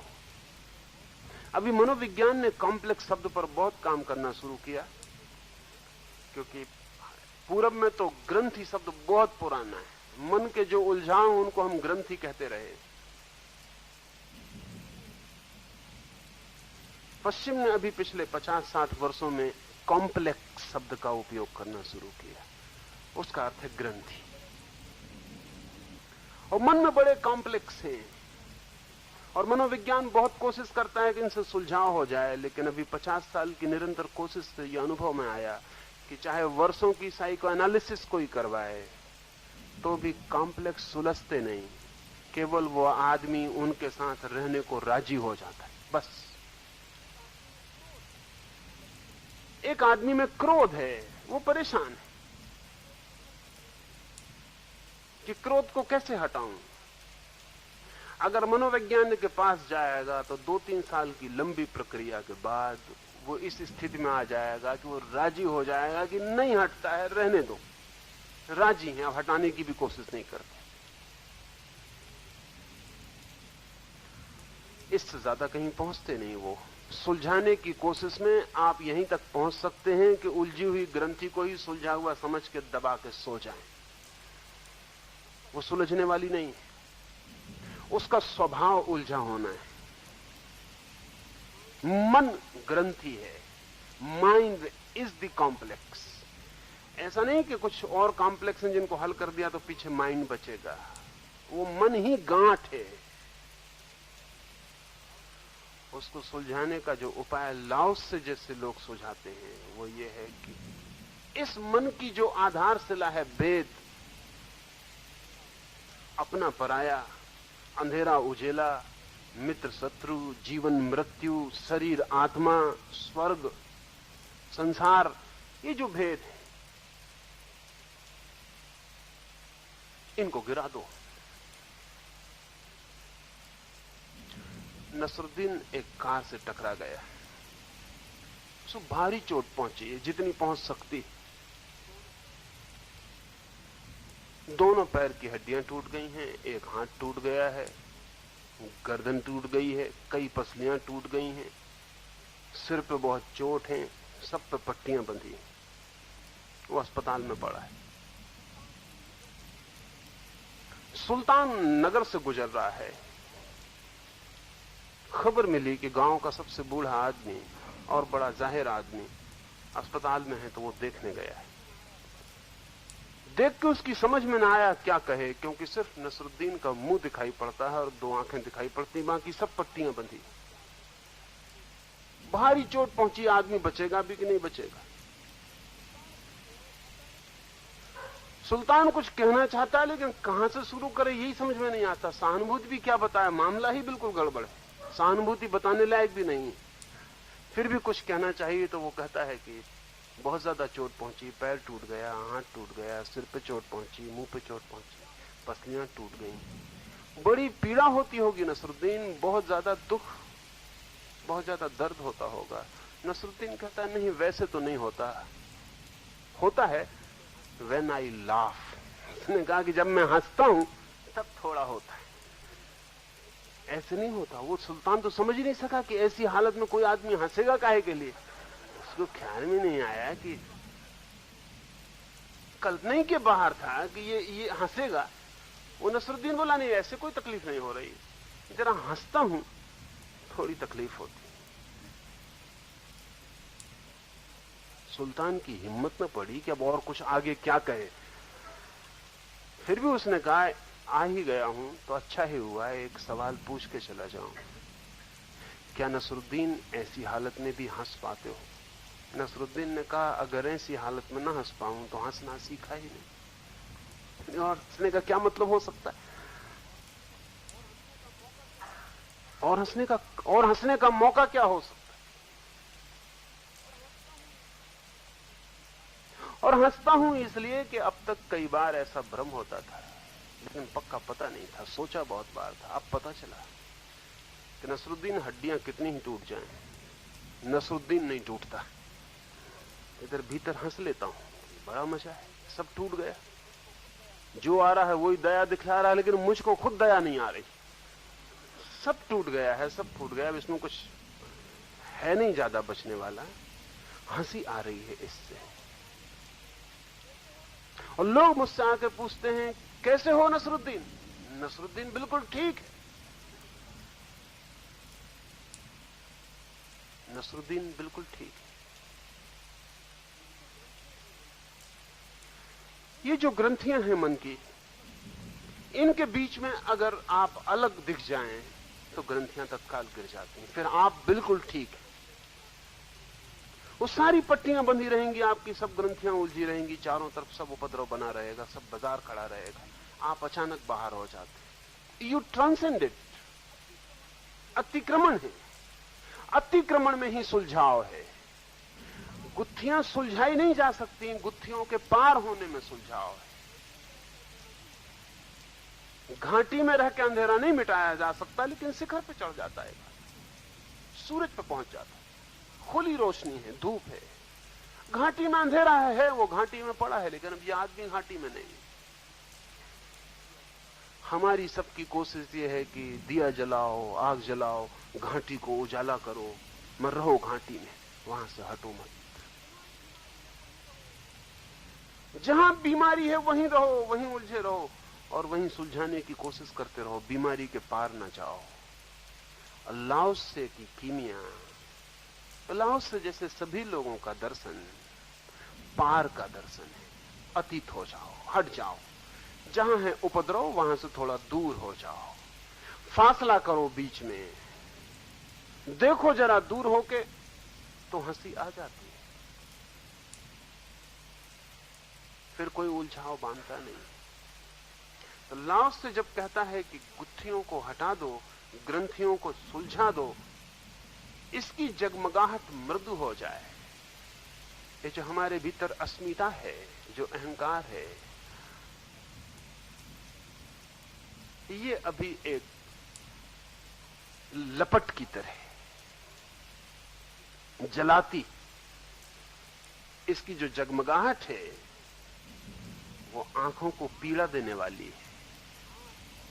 आभा नहीं है इसमें, आग है।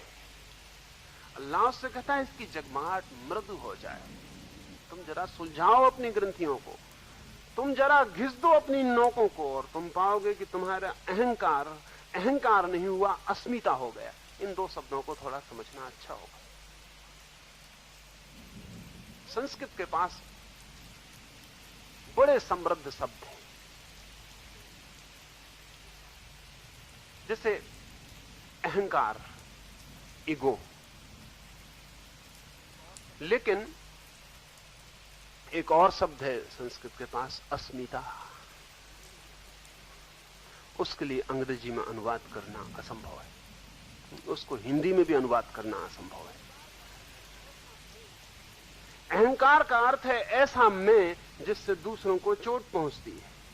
अस्मिता का अर्थ है ऐसा मैं जिससे किसी को चोट नहीं पहुंचती। इतना मृदु जिसमें कोई नोक ना रह गई।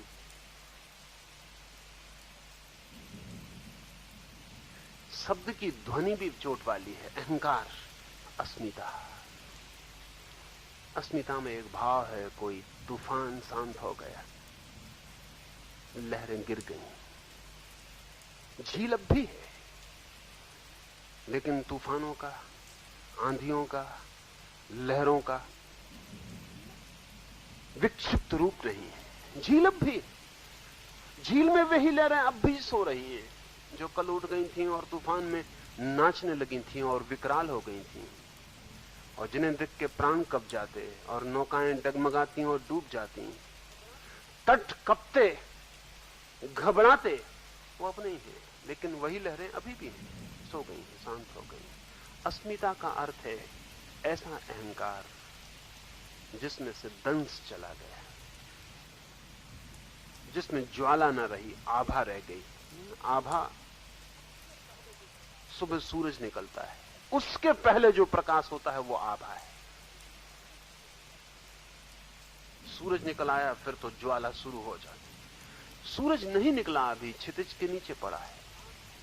सुबह हो गई, रात अब नहीं, दिन अभी नहीं आया, बीच का क्षण, वो बीच की संधि में आभा फैल गई, जिसको हम भोर कहते हैं। अभी सूरज उपस्थित नहीं। अहंकार जब ढल जाता तो मैं की वो जो आंखों को चुभने वाली ज्वाला है वो मिट जाती, अहंकार डूब जाता, तब एक आभा रह जाती भीतर होने की। तब भी मैं होता हूं, ऐसा नहीं कि मैं नहीं होता हूं, तब भी मैं होता हूं, लेकिन उसमें मैंपन कहीं नहीं होता। तब भी मैं होता हूं, लेकिन बस होता हूं, उसमें आई का, मैं का कोई तूफान नहीं होता, कहीं कोई शोरगुल नहीं होता, कहीं कोई घोषणा नहीं होती। कोई मुझसे पूछेगा तो कहूंगा मैं हूं, लेकिन कोई अगर न पूछेगा तो मुझे पता ही नहीं चलेगा कि मैं हूं। ये मैं किसी के प्रश्न का उत्तर होगा, ये किसी ने पूछा होगा तो ये मैं शब्द काम में आएगा, अन्यथा कोई नहीं पूछेगा तो ये मैं कहीं नहीं बनेगा। लेकिन आपने देखा, अहंकार कोई पूछे या न पूछे, कोई हो या ना हो, होता है। आप अकेले में खड़े हैं तो भी अहंकार होता है, कोई नहीं है तो भी होता है। सुना है मैंने कि एक जहाज डूब गया और उस पर एक बहुत बड़ा समृद्ध व्यापारी था, वो किसी तरह एक निर्जन द्वीप पर लग गया। वो न केवल बड़ा व्यापारी था, एक बड़ा मूर्तिकार, एक बड़ा आर्किटेक्ट, एक बड़ा स्थापत्य का जानकार भी था। अकेला क्या करेगा,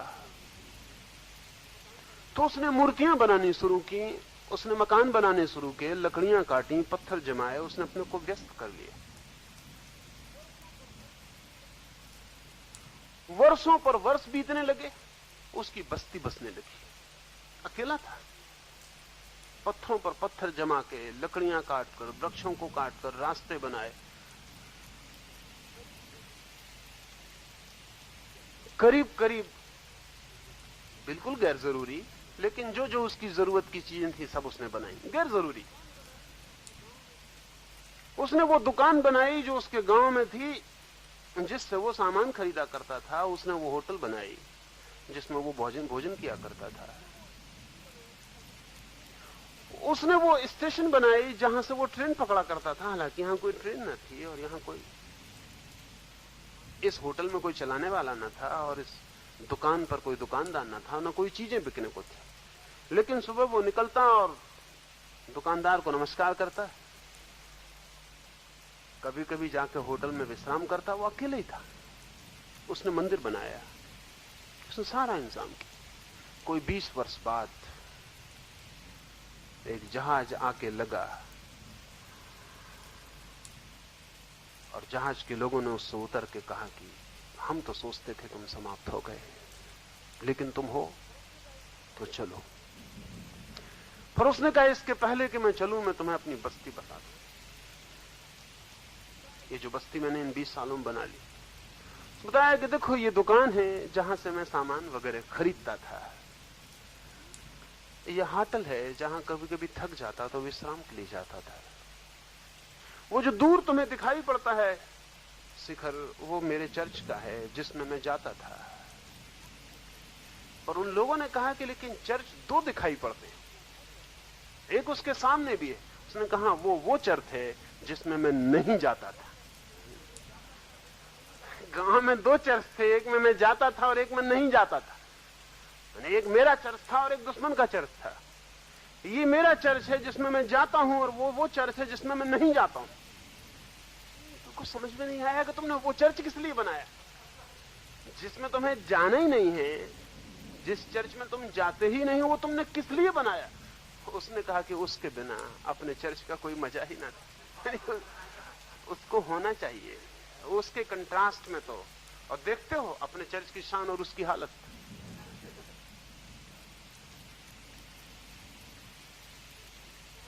देखते हो अपने चर्च की शान और उसकी हालत देखते हो।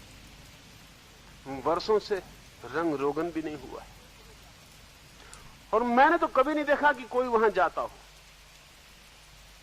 अक्सर लोग इसी में जाते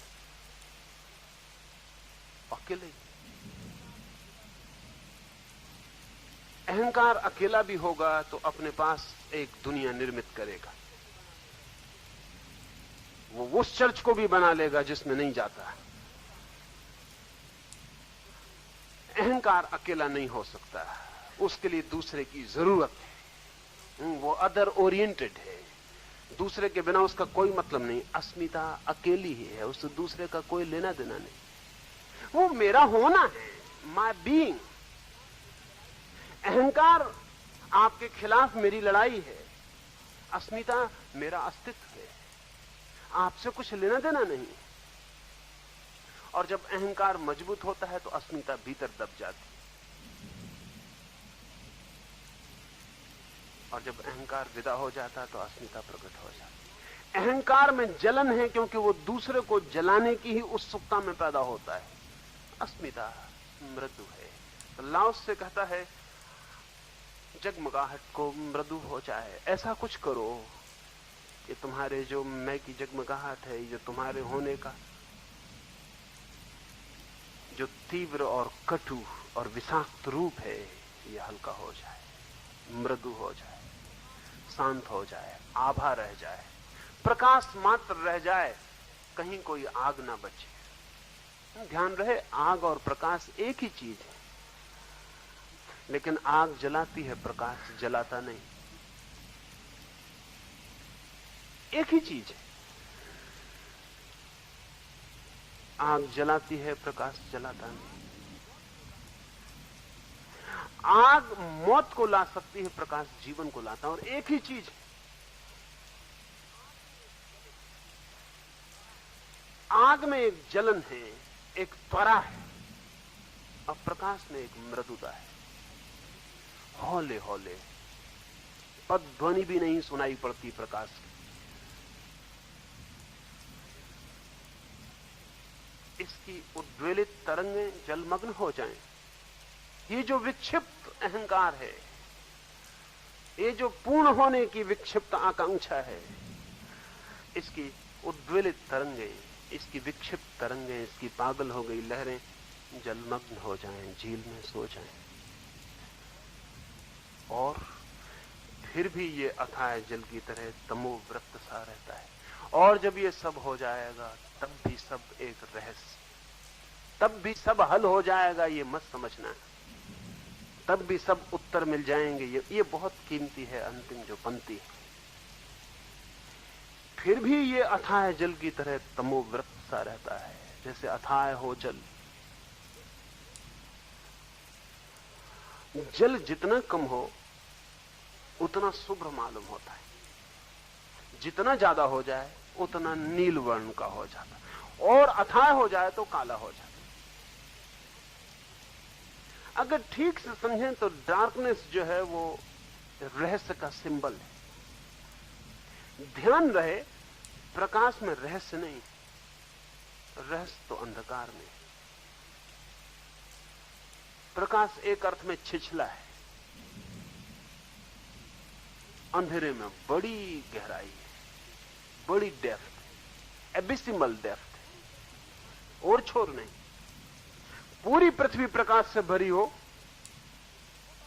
तो भी प्रकाश का दायरा छोटा है, और एक छोटा सा कमरा भी अंधकार से भरा हो तो अनंत है। इसको थोड़ा ख्याल में ले लें। ये पूरी पृथ्वी प्रकाश से भरी हो तो भी सीमित है, सीमा बनाता है प्रकाश। ये छोटा सा कमरा अंधकार से भरा हो तो कमरे की कोई सीमा नहीं, असीम है। छोटा सा अंधकार भी असीम है, बड़े से बड़ा प्रकाश भी असीम नहीं है। अल्लाह से कहता है ये सब हो जाएगा, फिर भी ये अथाह जल की तरह तमोव्रत सा रहता है। ये जो अस्तित्व है ये अथाह जल जैसे अंधकार में डूबा हो, असीम रहस्य से आवृत, कहीं और छोर का कोई पता ना चलता हो। ईसाई फकीर हुए हैं, और सिर्फ दुनिया में ईसाई फकीरों ने ही परमात्मा को डार्कनेस, अंधकार का प्रतीक दिया है। एक खास ईसाइयों के फिरके ने, ईसा से भी पुराना वो फिरका है। ईसा से भी पहले इजिप्ट में इसेन फकीरों का एक समूह था जिसके बीच ईसा ने शिक्षा ली। इसेन फकीर कहते हैं, हे परमात्मा तू परम अंधकार है, द एब्सोल्यूट डार्कनेस। दुनिया में बहुत लोगों ने परमात्मा के लिए प्रतीक खोजे हैं, और प्रकाश के प्रतीक तो आम है। वेद कहते, उपनिषद कहते, कुरान कहती परमात्मा प्रकाश है। तुम बड़े अद्भुत लोग रहे होंगे इसेन फकीर, कहते हैं परमात्मा तू परम अंधकार है। और प्रयोजन केवल इतना है कि अंधकार असीम है। प्रकाश की कितनी ही कल्पना करो सीमा आ जाती। और एक मजा है कि प्रकाश को जलाओ बुझाओ, प्रकाश क्षण भंगुर है, अंधेरा शाश्वत है। न जलाओ न बुझाओ, आपके करने का कोई प्रयोजन नहीं। आप आओ जाओ इससे कोई फर्क नहीं पड़ता। दिया जले बुझे, सूरज निकले डूबे, अंधकार अपनी जगह, अछूता, अस्पर्शित, कुंवारा। प्रकाश को गंदा किया जा सकता, अंधेरे को गंदा नहीं किया जा सकता, उसको छुआ ही नहीं जा सकता।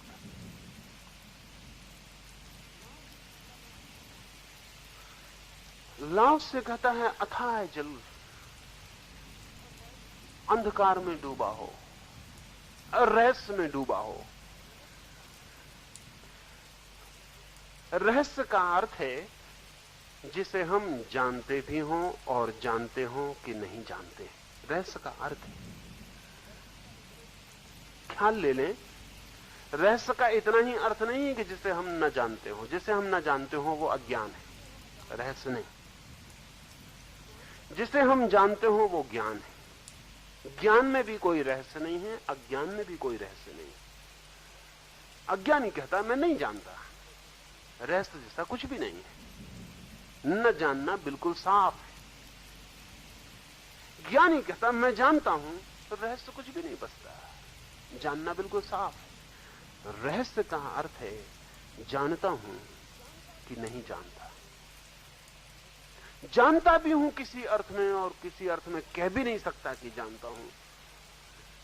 कोई अर्थ में लगता है, मुझे प्रतीत होता है कि पहचाना, जाना, निकट आया, और तत्काल लगता है कि जितना निकट आता हूं उतना दूर हुआ जाता हूं। जितना हाथ रखता हूं लगता है हाथ में आ गई बात, उतना ही पाता हूं कि हाथ ही उस बात में चला गया। सागर में कूद पड़ता हूं, लगता है मिल गया सागर, पा लिया। लेकिन जब गौर करता हूं तो पाता हूं सागर के एक क्षुद्र से किनारे पर हूं, अनंत पड़ा है सागर, अनजाना अछूता, उसे कभी पा ना सकूंगा। अज्ञानी स्पष्ट है, नहीं जानता। ज्ञानी स्पष्ट है कि जानता है। इसलिए ज्ञानी और अज्ञानी में एक कॉमन एलिमेंट, स्पष्टता का। रहस्यवादी अलग, न वो ज्ञानी से मेल खाता ना अज्ञानी से, या वो दोनों से एक साथ मेल खाता है।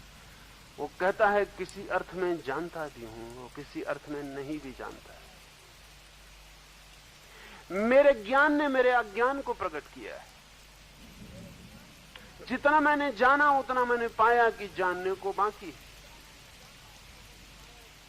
लाओस से कहता है सब हल हो जाएगा, उसी दिन तुम पाओगे कि कुछ भी हल नहीं हुआ, सब तमोव्रत, गहन अथाह जल है, अंधकार में डूबा हुआ।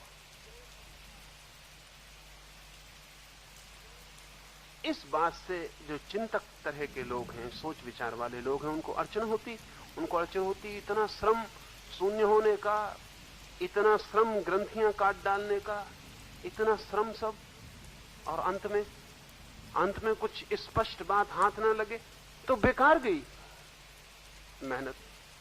लेकिन उन्हें पता नहीं है कि जब भी स्पष्ट बात हाथ में लगती तभी यात्रा बेकार जाती है, क्योंकि जब भी आप सुनिश्चित होकर कुछ पा लेते हैं तभी वो बेकार हो जाता है।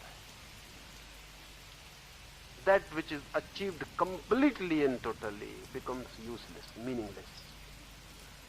जब आप पाके भी पाते हैं कि नहीं पाया जा सका, जब पहुंच के भी पाते हैं कि मंजिल शेष है, जब डूब के भी पाते हैं कि अभी ऊपर ही है, सतह पर है, जब तलहटी में भी बैठ के पाते हैं कि अभी तो यात्रा शुरू हुई, तब किसी ऐसी जगह पहुंचे हैं जहां से अर्थ कभी भी रिक्त ना होगा, जहां से अर्थ कभी खोएगा ना, जहां का काव्य कभी समाप्त ना होगा, और जहां का रोमांस शाश्वत है। तो रिलीजन जो है, धर्म जो है, वो शाश्वत रोमांस है, इटर्नल रोमांस। हम जितने ही उस प्रेमी के पास पहुंचते हैं उतने ही हम पाते हैं कि पर्दों पर पर्दे, द्वार पर द्वार। जितने पास जाते हैं पाते हैं और द्वार, अंतहीन मालूम होते हैं द्वार। और इसलिए यात्रा अनंत रूप से सार्थक है, और यात्रा के हर कदम पर रहस्य और विस्मय है, और यात्रा के हर कदम को मंजिल भी माना जा सकता है, और यात्रा की हर मंजिल को नया यात्रा का कदम और पड़ाव भी माना जा सकता है। इसलिए लाओस से कहता है ये सब हो जाए फिर भी, ये फिर भी बहुत अर्थपूर्ण, फिर भी ऐसा नहीं कि मंजिल आ ही जाती है और कोई कह देता है कि बस पहुंच गए। सिर्फ उथले लोग पहुंचते हैं, नहीं पहुंचते वही पहुंचने की बात करते हुए मालूम पड़ते हैं। ये जीवन इतना गहन है कि कोई कह ना पाएगा कि पहुंच गए।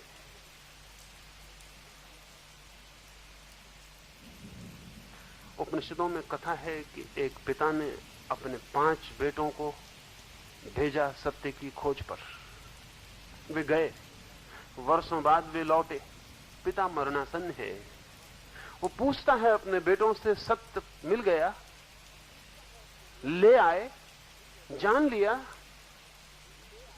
पहला बेटा जवाब देता है, वेद की ऋचाएं दोहराता है। दूसरा बेटा जवाब देता है, उपनिषद के सूत्र बोलता है। तीसरा बेटा जवाब देता है, वेदांत की गहन बातें कहता है। चौथा बेटा बोलता है, जो भी सारभूत धर्मों ने पाया है सब कहता है। लेकिन जैसे जैसे बेटे जवाब देते हैं वैसे वैसे बाप उदास होता चला जाता है। चौथे के जवाब देते देते वो वापस बिस्तर पर लेट जाता है। लेकिन 5वां चुप ही रह गया। बाप फिर उठाया है, उसने पूछा कि तूने जवाब नहीं दिया, शायद सोचा हो कि मैं लेट गया, थक गया। तेरा जवाब और दे दे, क्योंकि मैं तुम्हारी ही प्रतीक्षा में जी रहा हूं। वो बेटा फिर चुप है। वो बाप कहता है तू बोल।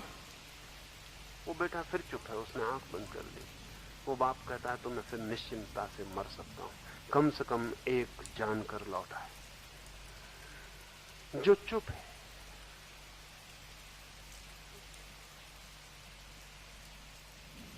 बोधि धर्म वापस लौटता है। चीन 10 वर्ष काम करके अपने शिष्यों को इकट्ठा करता है और पूछता है, मुझे बताओ धर्म का राज क्या है, रहस्य क्या है, संदेश क्या है बुद्ध का, मैंने तुम्हें क्या दिया। वो जांच कर लेना चाहता है। जाने के पहले एक शिष्य उत्तर देता है कि संसार और निर्वाण एक, सब अद्वैत है। बोधि धर्म उसकी तरफ देखता है और कहता है, तेरे पास मेरी चमड़ी है। युवक बहुत हैरान हो जाता है, चमड़ी, अद्वैत की बात, और कहता है चमड़ी। बात जब सिर्फ अद्वैत की होती, बात ही जब अद्वैत की होती तो चमड़ी ही होती, कुछ और नहीं होता। बात तो उसने बड़ी ऊंची कही थी पूरे अद्वैत की कि संसार और ब्रह्म एक, संसार और मोक्ष एक, द्वैत है ही नहीं। दूसरे से पूछता है, वो दूसरा कहता है, कठिन है कहना, अनिर्वचनीय, बहुत मुश्किल है। बोधि धर्म कहता है, तेरे पास मेरी हड्डियां। पूछता है युवक, सिर्फ हड्डियां? बोधि धर्म कहता है, हां, क्योंकि तू कहता तो है अनिर्वचनीय, लेकिन कहता जरूर है। तू कहता है अनिर्वचनीय नहीं कहा जा सकता, फिर भी कहता है हड्डियां ही तेरे पास। वो तीसरा युवक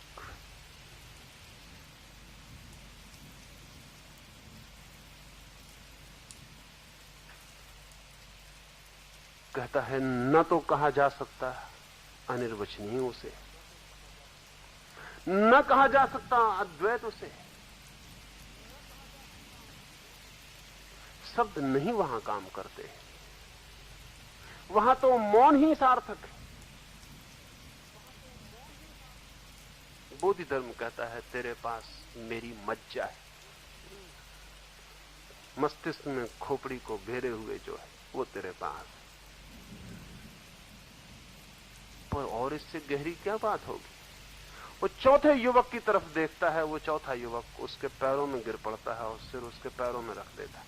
वो उसे उठाता है। उसकी आंखें शून्य हैं। उसकी आंखों में जैसे कोई प्रतिबिंब नहीं दौड़ता, जैसे आकाश में कभी कोई बादल न चलता हो, ऐसा खाली। वो उसे हिलाता है कि तूने मेरा प्रश्न सुना या नहीं।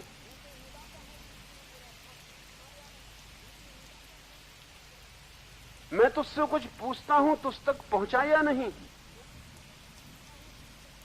शून्य आंखें शून्य ही बनी रहती, बंद ओंठ बंद ही बने रहते। वो दोबारा झुक के सिर चरणों पर बोधि धर्म के रख देता है। वो उसे फिर उठाता है। वो कहता है, मुझे तू बोल।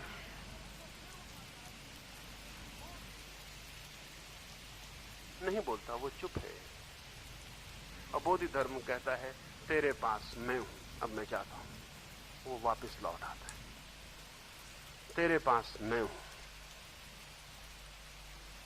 रहस्य का अर्थ है, उसे कभी पाया हुआ नहीं कहा जा सकता, जाना हुआ नहीं कहा जा सकता, न जाना हुआ भी नहीं कहा जा सकता, ज्ञात नहीं, अज्ञात नहीं। इतना बड़ा है सब कि हमारा कुछ भी कहना सार्थक नहीं होता। इसलिए लाओस से कहता है, फिर भी स्टिल तुम सब हल कर लोगे, तुम सब राज खोल लोगे, तुम सब ग्रंथियां सुलझा लोगे, तुम्हारी सब बीमारियां गिर जाएंगी, फिर भी जगत का रहस्य नहीं खुल जाएगा। रहस्य और सघन हो जाएगा, जैसे अथाह जल तमोव्रत सा। अगला सूत्र।